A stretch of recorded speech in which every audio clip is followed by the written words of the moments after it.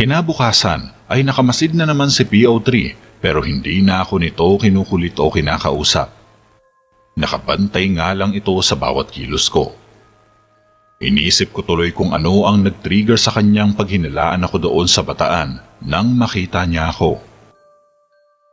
Hindi ako gaanong nagtagal sa site kung nasaan ang van. Nakamasid lang ako at umalis agad. Inalala ko kung may ekspresyon ba akong ipinakita habang nakatingin sa mga nagkakagulong taga roon. Hindi ko maalala. Pero may nakita ang PO34 filer na iyon kaya ako agad ang napagbuntuan niya. Instinct? Pwede rin. Naniniwala rin ako sa instinct at intuition. At kadalasan ay tama ang hinala ko. Exie, pukaw ni Christian sa akin habang kumakain sa karinderya na nasa labas ng police station. Yes, maikling tugon ko. Ipinagpapasalamat kong hindi nakiupo sa amin ang PO3 na iyon. Doon siya sa kabilang karinderya kasama ng mga pulis sa presinto namin. Naikwento na sa akin ni Bruno kung anong nangyari sa inyo at kung bakit ka tumatanggi na tulungan iyong bataang pulis. Kahit ako siguro yun, tatanggihan ko talaga. Hinayaan ko na lang. Mabuti na lang at hindi ninyo pinilit na tulungan ko siya. Kilala naman kasi kita. Hindi ka tatanggi sa trabaho. Ikaw nga pinaka-hardworking sa department natin eh. Nagtataka lang ako kung bakit kanya pinag-iinalaan sa saglit na pagkikita ninyo sa bataan. Hindi ko rin alam. Pero ang sabi niya noon ay isa siyang profiler. Nabasa ko rin na graduate siya ng psychology. Pero bakit naman kaya ikaw? Normal ka naman. Hindi ka nga lang sociable dahil sobrang mahiyain pero imposibleng ikaw yung nag-torture kay Ariel Castro. Iyan din ang iniisip ko ilang araw na. Bakit kaya ako? Hindi ko naman siya kilala at hindi ko siya maalalang nakahalubilo ko ni minsan eh. Napatigil ako sa pagkain. Inalala ulit ang nakaraan. Nagkita na ba kami? Mababaliw pa lang kakaisip dyan. Kumain ka na lang. Si Vanessa pala, kamusta? Tanong ni Christian.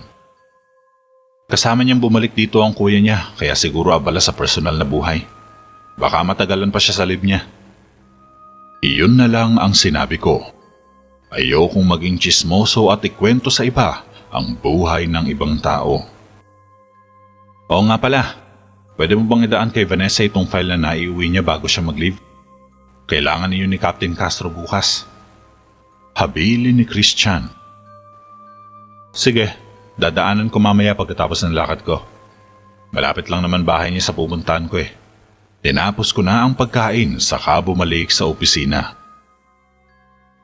Sasamantalahin kong hanapin sa government records si James Castro.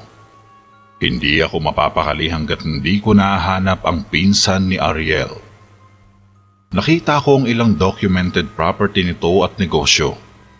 Halos mapatalon ako sa nakita ko dahil ang isa sa cafeteria na pag-aari nito ay nasa building ng kondo na sasaluhin ko.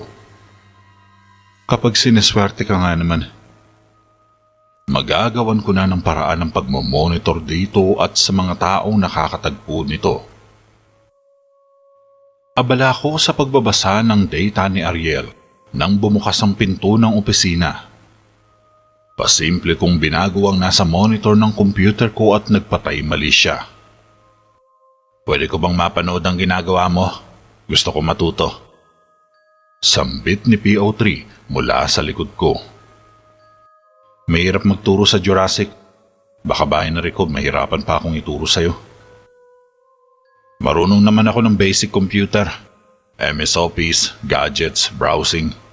Gusto ko lang matuto ng hacking. Marunong ka ba? Tanong ulit nito. Ayun pala ang gusto nitong tumbukin. Wala siya makukuhang sagot na ikakatuwa niya.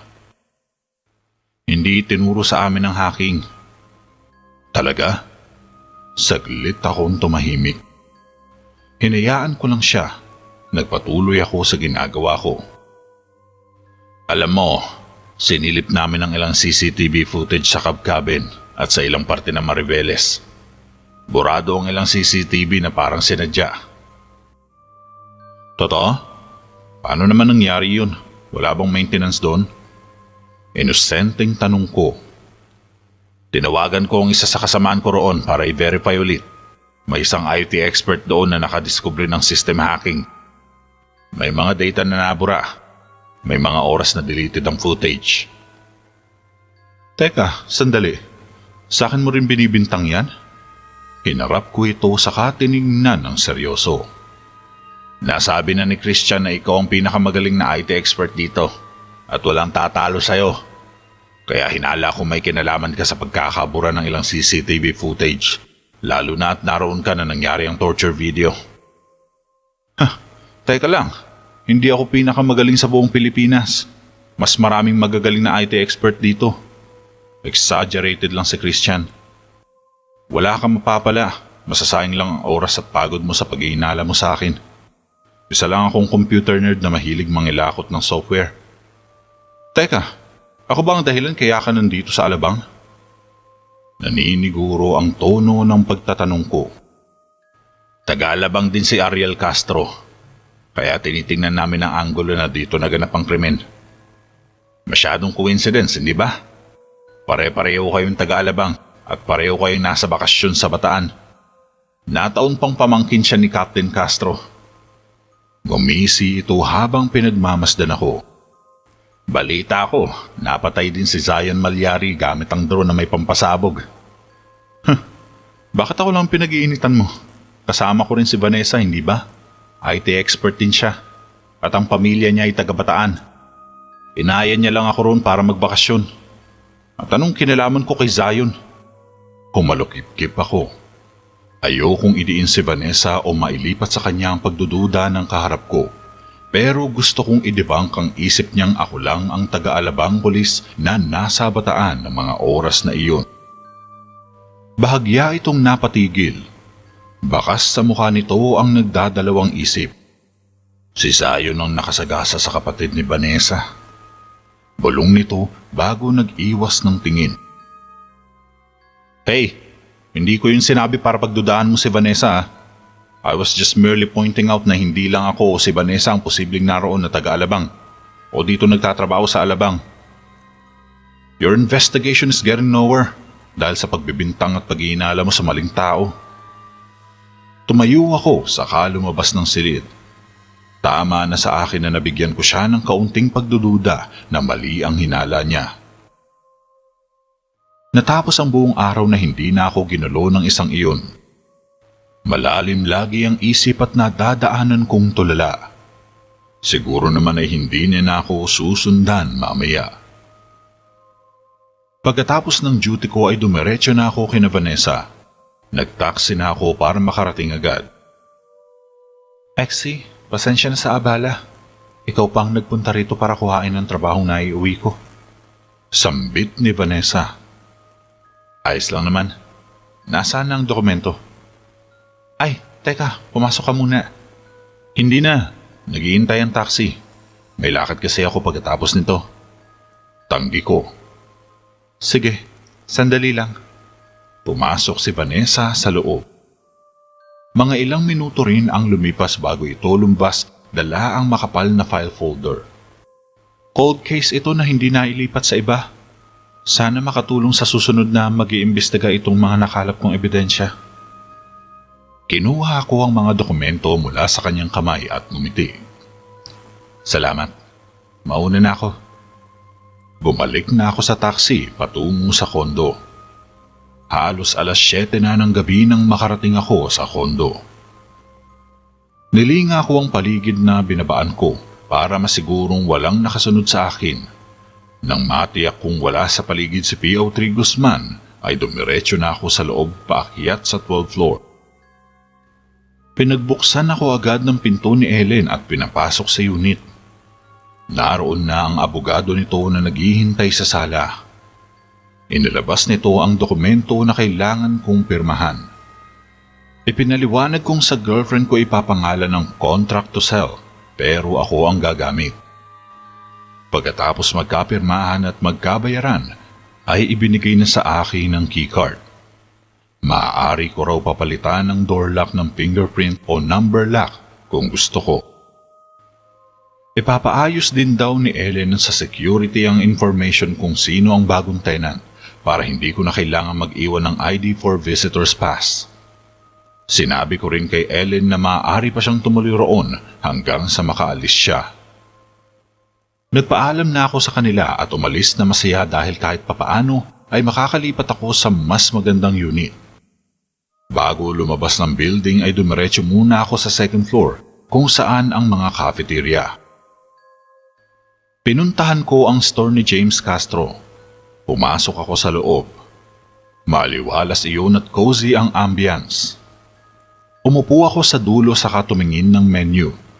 Class ang cafeteria at mga residente ng condominium ang customer. Ano pong order nyo? Tanong ng waitress na nakasuot ng black polo shirt at khaki na pants. What is your special menu tonight? Tanong ko. Our specialty is Italian pasta, sir. We have bolognese and tagliatelle. Bolognese, please, and a glass of mocha frap. Order ko. Anything you would like to add? How about your dessert? Nag-isip ako. A slice of tiramisu. Itinuro ko ang nakapromote na nasa brochure at nakasuksok sa tissue holder. Let me repeat your order, sir. 1 bolognese, 1 slice of tiramisu, and a glass of mocha frap. Preparation time is 15 minutes, sir. Ulit nito sa order ko. Thank you. Simpleng ngiti ang iginawat ko rito. Enough time of waiting para magmasid sa cafeteria.